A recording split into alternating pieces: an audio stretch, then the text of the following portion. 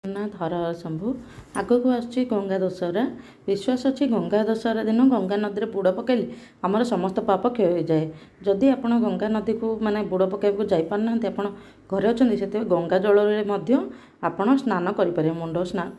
ପୁରା ମୁଣ୍ଡ ବୁଡ଼େଇକି ସ୍ନାନ କରିପାରିବେ। କେମିତି ବାଥ୍ ଟ୍ୟୁବ୍ରେ କି କିଛିରେ ଆପଣ ଟିକେ ଗଙ୍ଗା ଜଳ ପକାଇକି ସେମିତି ସ୍ନାନ କରିବେ ଓ ନିଜ ସକ୍ଷମତେ ଦାନ ଧର୍ମ କରିବେ।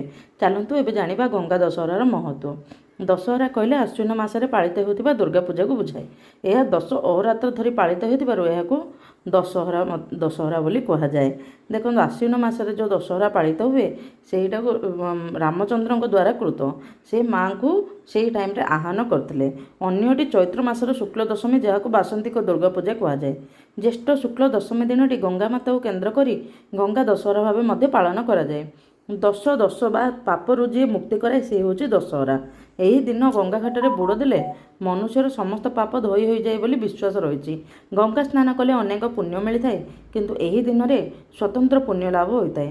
ଲୋକକଥାରୁ ଶୁଣାଯାଏ ଯେ ଆଜିର ଏହି ଦିନ ସ୍ୱୟଂ ଗଙ୍ଗାମାତା ଧରାବତରଣ କରିଥିଲେ। ତାଙ୍କ ଆଗମନରେ ପୃଥିବୀବାସୀ ଧନ୍ୟ ହୋଇଥିଲେ, ତେଣୁ ତାଙ୍କ ଆଗମନ ଦିନକୁ ଗଙ୍ଗା ଦଶହରା ବୋଲି କୁହାଯାଏ। ଗଙ୍ଗା ଦଶହରାରେ ଗଙ୍ଗାଙ୍କ ବ୍ୟତୀତ ଅନ୍ୟ ଦେବାଦେବୀଙ୍କ ମନ୍ଦିରରେ ମଧ୍ୟ ବିଶେଷ ପୂଜାର୍ଚ୍ଚନା ହୋଇଥାଏ। ଗଙ୍ଗା ଦଶହରାରେ ଦାନ ପୁଣ୍ୟର ବିଶେଷ ମହତ୍ତ୍ୱ ଅଛି। ଆମେ ଏହି ଦିନ ଦାନ ପୁଣ୍ୟ କଲେ ଆମକୁ ତା'ର ବହୁତ ଗୁଣରେ ଆମ ପୁଣ୍ୟ ମିଳିଥାଏ ଅଛି। ଏଇଠାରୁ ଦେଖନ୍ତୁ, ତା'ର କିମ୍ବଦନ୍ତୀ ଆମେ ଜାଣିବା। ଏବେ କିମ୍ବଦନ୍ତୀ ଅନୁସାରେ ସୂର୍ଯ୍ୟବଂଶୀ ରାଜା ଭରତ, ତାଙ୍କ ନାମାନୁସାରେ ଆମ ଦେଶର ନାମ ଭାରତ ଥିଲା। ସେତେବେଳେ ଭାରତର ରାଜଧାନୀ ଅଯୋଧ୍ୟା ଥିଲା।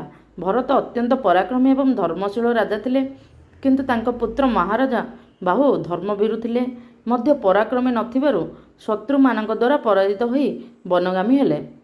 ତାଙ୍କର 2 ଗୋଟି ରାଣୀ ଥିଲେ। ପାରିବାରିକ କଳହରୁ ଜଣେ ବିଷପାନ କରି ପ୍ରାଣତ୍ୟାଗ କଲେ। ଅନ୍ୟ ଜଣକ ରାଣୀଠାରୁ ସଗର ଜନ୍ମଗ୍ରହଣ କଲେ। ତାଙ୍କର ମଧ୍ୟ 2 ପତ୍ନୀ ଥିଲେ। ପ୍ରଥମ ପତ୍ନୀ ସୁମତିଙ୍କ ଔରସରୁ 60,000 ପୁତ୍ର ଜନ୍ମଗ୍ରହଣ କଲେ। ଦ୍ୱିତୀୟ ରାଣୀ କେଶିନୀଙ୍କ ଗର୍ଭରୁ ଏକମାତ୍ର ପୁତ୍ର ସନ୍ତାନ ଅସମଞ୍ଜସକୁ ଜନ୍ମ ଦେଲେ, କିନ୍ତୁ ସେ ବହୁତ ଦୁଷ୍ଟ ଥିଲା। ସଗର ଅଶ୍ୱମେଧ ଯଜ୍ଞ ନିମନ୍ତେ 60,000 ପୁତ୍ରଙ୍କୁ ଅଶ୍ୱକୁ ଅନ୍ୱେଷଣ କରିବାକୁ ନିର୍ଦ୍ଦେଶ ଦେଲେ। କାଳେ ଅଶ୍ୱମେଧ ଯଜ୍ଞ କରି ସଗର ସ୍ୱର୍ଗର ରାଜା ହୋଇଯିବ, ସେ ଭୟରେ ଇନ୍ଦ୍ର କପଟ କରି ଅଶ୍ୱକୁ ପାତାଳପୁରୀ କପିଳ ମୁନିଙ୍କ ଆଶ୍ରମରେ ବାନ୍ଧିଦେଲେ। ସଗର ପୁତ୍ରମାନେ ସାଗର ଖୋଳି ଅଶ୍ୱକୁ ଖୋଜି ଖୋଜି ସେଠାରେ ପହଞ୍ଚିଲେ ଏବଂ ମୁନିଙ୍କୁ ଚୋର ବୋଲି କହି ଅପମାନିତ କରିବାରୁ ସେ ଅଭିଶାପ ଦେଇ ସେମାନଙ୍କୁ ଭସ୍ମ କରିଦେଲେ। ଏମାନେ ନ ଫେରିବାରୁ ସଗର ଦ୍ୱିତୀୟ ପତ୍ନୀଙ୍କ ପୁତ୍ର ଅସମଞ୍ଜସଙ୍କ ପୁତ୍ର ଅର୍ଥାତ୍ ନାତି ଅଂଶୁମାନଙ୍କୁ ସେମାନଙ୍କୁ ଖୋଜିବାକୁ ପଠାଇଲେ ଏବଂ ସେ କପିଳଙ୍କ ଠାରୁ ଅଶ୍ୱ ଆଣି ଯଜ୍ଞ ସମ୍ପନ୍ନ କଲେ ଓ ପ୍ରକୃତ ଘଟଣାକୁ ସଗରଙ୍କୁ ଜଣାଇଲେ। ତେବେ ପିତୃତ୍ୱମାନଙ୍କ ଉଦ୍ଦେଶ୍ୟରେ ଜଳ ତର୍ପଣ କରିବାକୁ ଗଲାବେଳେ ଜଣେ ପକ୍ଷୀ ଅଂଶୁମାନଙ୍କୁ କହିଥିଲା ଯେ ଜଳ କି ତିଳ ତର୍ପଣ ନୁହେଁ, ସେମାନଙ୍କର ମୁକ୍ତି ପାଇଁ ଗଙ୍ଗାଙ୍କର ପବିତ୍ର ଧାରାର ସ୍ପର୍ଶ ଦରକାର ଅଛି। ତେଣୁ ଅଂଶୁମାନ କଠୋର ତପସ୍ୟା କଲେ ମଧ୍ୟ ତାହା ନିରର୍ଥକ ହେଲା। ତାପରେ ତାଙ୍କ ପୁତ୍ର ଦିଲୀପ ମଧ୍ୟ ଚେଷ୍ଟା କରି ବିଫଳ ହେଲେ। ସେ ନିଃସନ୍ତାନ ଥିଲେ। ତାଙ୍କର 2 ବିଧବା ପତ୍ନୀ ଭଦ୍ରା ଓ ସୁଭଦ୍ରାଙ୍କୁ ବଂଶରକ୍ଷା ନିମନ୍ତେ ପ୍ରେମାବଦ୍ଧ ହେବାକୁ ଐବ ଋଷି ପରାମର୍ଶ ଦେଲେ। ସେମାନଙ୍କ ମଧ୍ୟରୁ ଜଣେ ଗର୍ଭବତୀ ହେଲେ ଏବଂ ମାଂସ ପିଣ୍ଡୁଳାଟିଏ ଜନ୍ମ ଦେଲେ। ପୁଣି ଋଷିଙ୍କ ପରାମର୍ଶ କ୍ରମେ ରାଣୀ ତାଙ୍କୁ ରାଜପଥରେ ଶୁଆଇ ଦେଲେ। ସେହି ସମୟରେ ଅଷ୍ଟବକ୍ର ଋଷି ଯାଉଥିବା ବେଳେ ମାଂସ ପିଣ୍ଡୁଳାଟି ଦୃଷ୍ଟିଗୋଚର ହେଲା। ସେହି ମାଂସ ପିଣ୍ଡୁଳାଟିର ଅସ୍ଥିର ରୂପ ଦେଖି କାଳେ ଏହା ତାଙ୍କୁ ବିଦ୍ରୂପ କରୁଛି ବୋଲି ଭାବି ଅଭିଶାପ ଦେଲେ। କହିଲେ, ଉପହାସ କରୁଥିଲେ ଧ୍ୱଂସ ପାଇଯାଅ, ନହେଲେ ଦିବ୍ୟ ପୁରୁଷ ପାଲଟିଯାଅ। ଅଭିଶାପ ଆଶୀର୍ବାଦ ହେଲା ସେ ହେଲେ ଭଗୀରଥ। ଭଗୀରଥ ପୂର୍ବପୁରୁଷଙ୍କ କାହାଣୀ ଶୁଣିଲେ ଏବଂ ସେମାନଙ୍କ ପାପଗ୍ରସ୍ତ ଦଗ୍ଧ ଶରୀର ଓ ଆତ୍ମାର ମୁକ୍ତି ନିମନ୍ତେ ସେ ନିର୍ଘାତ ମୁନି, କପିଳାସ, ପ୍ରଜାପତି, ବୈକୁଣ୍ଠପୁରୀ, ମେରୁଗିରି, ଐରାବତ, ଇନ୍ଦ୍ରପୁରୀ, ଜହ୍ନି ଋଷି, ଯମୁନା, ସରସ୍ୱତୀ ଏବଂ ମାଧବ ନାରାୟଣ ଇତ୍ୟାଦି ଧାମରେ 12 ବର୍ଷ ଲେଖାଏଁ ଧରି 144 ବର୍ଷ ତପ ସ୍ମାରଣ କରିଥିଲେ। ଏହି ଦିବସଟି ଚୈତ୍ର ଶନିବାର କୃଷ୍ଣ ତ୍ରୟୋଦଶୀ ଥିଲା। ଏବେ ବି ଏହି ଦିବସଟିରେ ବାରୁଣୀ ସ୍ନାନ ବା ବୁଡ଼ ଦୃଷ୍ଟିରୁ ତାତ୍ପର୍ଯ୍ୟ ଅଛି। ତେବେ ପୂର୍ବ ପ୍ରତିଶ୍ରୁତି ଅନୁସାରେ ଭାଗୀରଥୀ ବାଟ କଢ଼ାଇ ଆଗେ ଆଗେ ଶଙ୍ଖ ଫୁଙ୍କି ଫୁଙ୍କି ଚାଲିଲେ। ତାଙ୍କ ସହିତ ଅନ୍ୟମାନେ ମିଶି ପଞ୍ଚତୀର୍ଥ ହେଲେ। ପୂର୍ବ ସର୍ତ୍ତାନୁସାରେ ସେଠାରେ ପ୍ରଥମେ ଭଗୀରଥ ପିତୃପୁରୁଷଙ୍କ ଅଭିଶପ୍ତ ଜ୍ୱଳନ୍ତ ଅଗ୍ନିକୁ ଲମ୍ଫ ପ୍ରଦାନ କଲେ। ପରେ ଗଙ୍ଗାମାତା କୂଳ ଉଦ୍ଧାରିଲେ। ଭଗୀରଥ ଗଙ୍ଗାଙ୍କର ସାଗର ସହିତ ସଙ୍ଗମସ୍ଥଳୀ ହିଁ ଗଙ୍ଗା ସାଗର। ମକର ସଂକ୍ରାନ୍ତିରେ ଦେବୀ ଗଙ୍ଗାଙ୍କ ଧାରା ସଗରମାନଙ୍କୁ ମୁକ୍ତି କରିଥିଲା ବୋଲି ଏହା ଏକ ପବିତ୍ର ଦିବସ। ଏହା ଏକ ପୁଣ୍ୟତିଥି ମନେକରି ଏଠାରେ ବିଭିନ୍ନ ନଦନଦୀମାନଙ୍କରେ ମକର ବୁଡ଼ ପକାଯାଏ। ଭଗୀରଥୀଙ୍କ ତପସ୍ୟାରୁ ନାରାୟଣ ଦର୍ଶନ ଓ ପରେ ପଦଧୌତ ଏହି ପଦଧୌତ ଜଳରାଶିର ଧାରା ହିଁ ଗଙ୍ଗାର ଧାରା।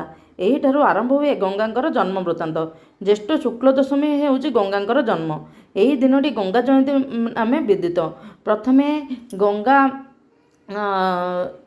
ଭଗବାନ ବିଷ୍ଣୁଙ୍କର ନଖରୁ ବାହାରିଥିଲେ। ତପସ୍ୟା କଲା ପରେ ତାପରେ କିଛି ରାସ୍ତା ଗଲା ପରେ ସେ ବହୁତ ପ୍ରଖର ସ୍ରୋତ ହୋଇଥିଲା। ସେଇଥିପାଇଁ ତା'ର ପଥକୁ ଅବରୋଧ କରିବା ପାଇଁ ଭଗବାନ ଶିବ ତାଙ୍କ ଜଟାରେ ଧାରଣ କରିଥିଲେ। ତାପରେ ସେ ତା'ର ସ୍ପିଡ଼କୁ ମାନେ ତା'ର ଗତିକୁ ଧୀର କରିବା ପାଇଁ ଗୋଟେ ଜଟା ହିଁ ବାହାର କରିକି ଦେଇଥିଲେ। ତେଣୁ ଏହି ଦିବସକୁ ଗଙ୍ଗା ଦଶହରା ବୋଲି କୁହାଯାଏ। ଏହି ଦିନ ଗଙ୍ଗା ନାରାୟଣ ନାମରେ ଯେକୌଣସି ନଦୀ ବା ଜଳାଶୟରେ ସ୍ନାନ ବା ବୁଡ଼ ପକାଇଲେ ସକଳ ପାପ ଦୂରିତ ହୁଏ ବୋଲି ବିଶ୍ୱାସ ଅଛି। କିଛି ନହେଲେ ଗଙ୍ଗା ଜଳ ଟୋପାଏ ମଥସିଞ୍ଚନ ବା ଉଦରସ୍ଥ କରିବା ଏହି ଦିନରେ ଉଚିତ ମନା ପକାଏ। ଦେଖନ୍ତୁ, ଯଦି ଆପଣ କିଛି ବି ଆମେ ଗଙ୍ଗା ନଦୀରେ ବୁଡ଼ ପକାଇ ପାରୁନେ, ଯେଉଁ ବି ପାଣିରେ ଆମେ ଗଙ୍ଗା ଜଳ ପକାଇକି ଆମେ ଗଙ୍ଗା ନାରାୟଣ କହିକି ଆମେ ଯଦି ସ୍ନାନ କରିବା, ମୁଣ୍ଡରେ 3 ଥର ଗଙ୍ଗା ନାରାୟଣ ଗଙ୍ଗା ନାରାୟଣ ଗଙ୍ଗା ନାରାୟଣ କହିକି ଆମେ ଯଦି ସ୍ନାନ କରିବା, ଆମର ବିଶ୍ୱାସ ଅଛି ବହୁତ ଗୁଡ଼ିଏ ପାପ ନଷ୍ଟ ହୋଇଯାଏ।